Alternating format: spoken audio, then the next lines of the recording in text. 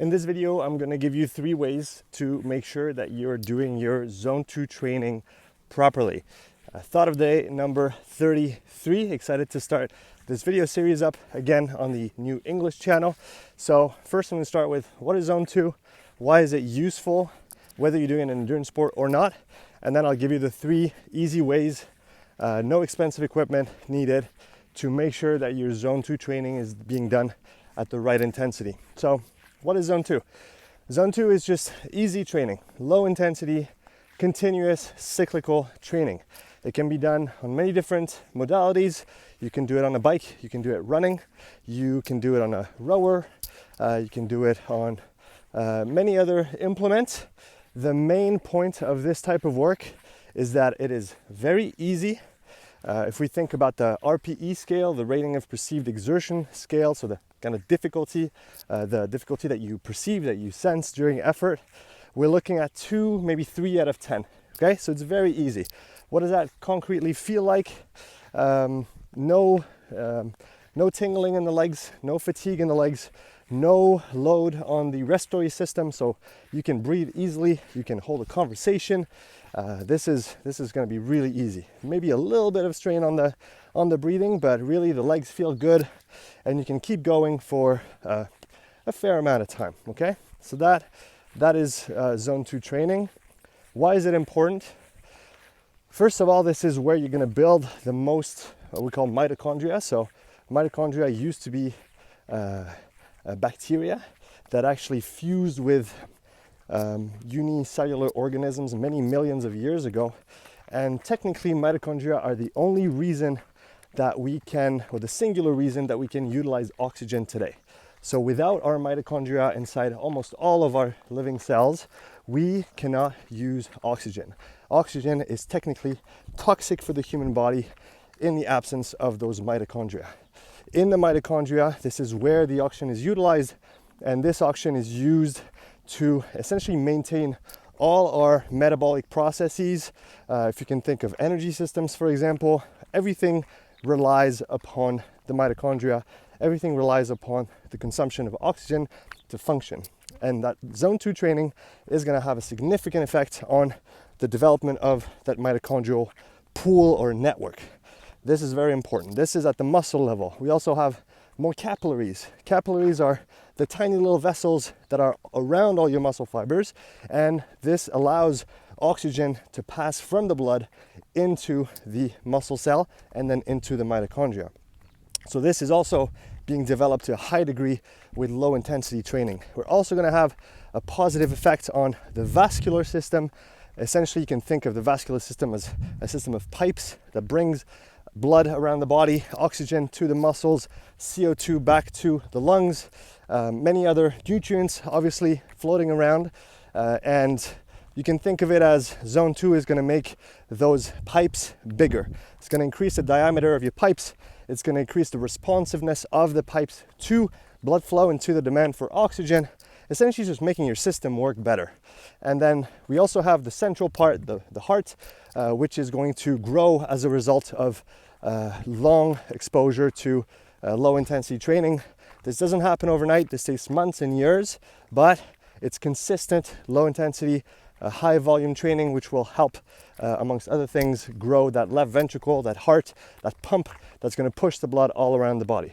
And it's also a really good counterbalance, that Zone 2, from a nervous system standpoint, very good counterbalance to high intensity training. So if you're in a high intensity sport, whether it's CrossFit or a combat sport or a team sport where you're spending a lot of time at high intensity, well, that Zone 2 training is going to help balance out the stimulus on your body.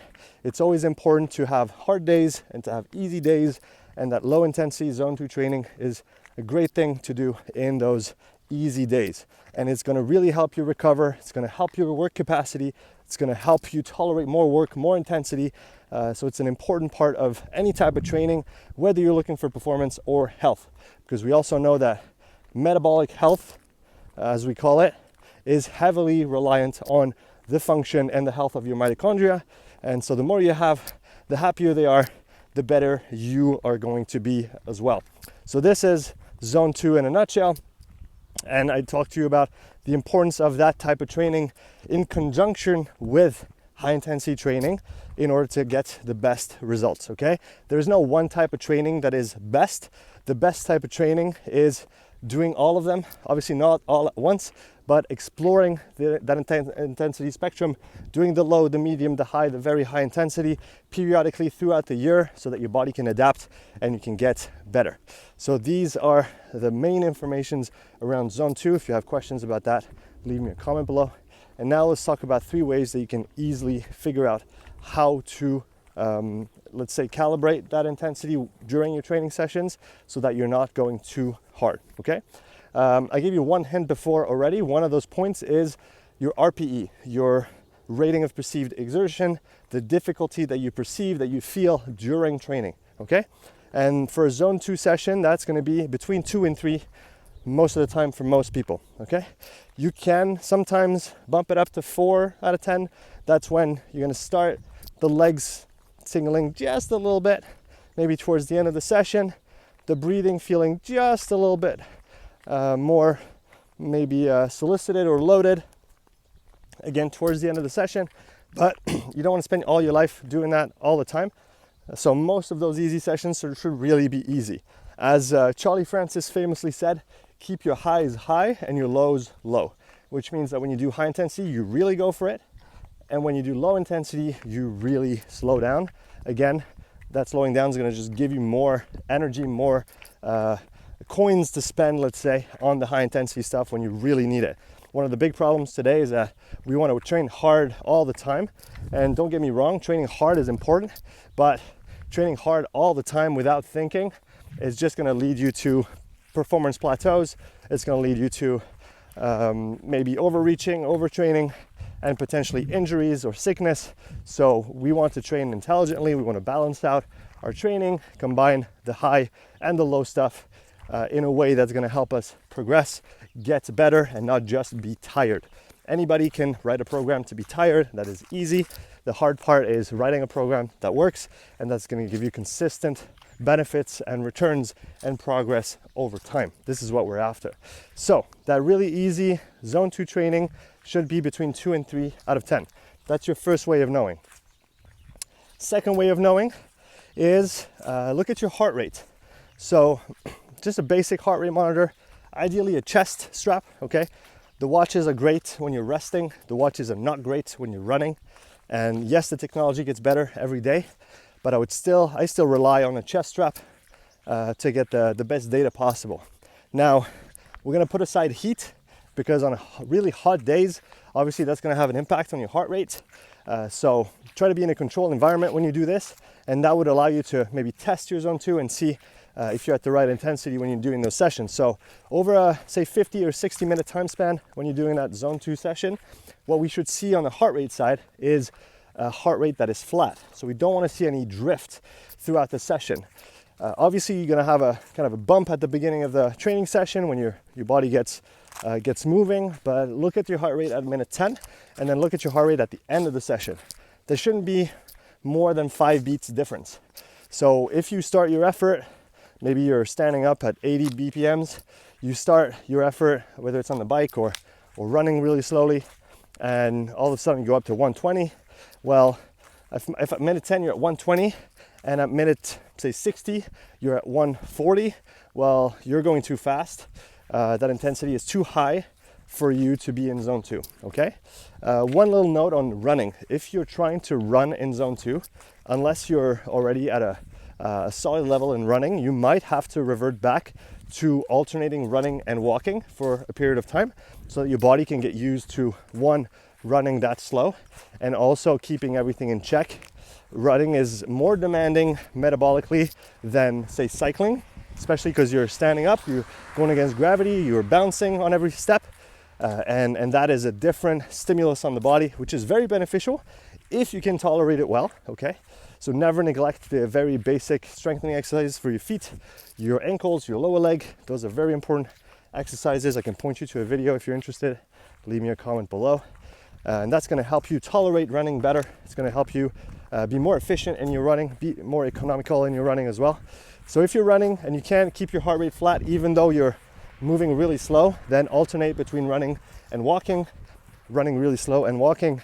And that is a great low intensity session if that's the level that you're at right now. So again, a flat heart rate, no heart rate drift during your zone 2 session. That would indicate that you're probably at the right intensity, combined again with that very low RPE, 2 to 3 out of 10, no tingling in the legs. Those are the indicators that we're at the right intensity. And the third element that you can look at to make sure you're in zone 2, you should easily be able to breathe through your nose. That would be a very simple, basic indicator that you're still at low intensity. It goes together with the easy breathing, being able to hold a conversation, but that's just another way of figuring it out. Some people just enjoy using nose breathing throughout their zone 2 training. I think it's a great thing to do. I think we should be nose breathing unless we're talking or pushing the body into the higher intensities. We should be, most of the time when we're at rest or at low intensity, at least be able to breathe through our noses.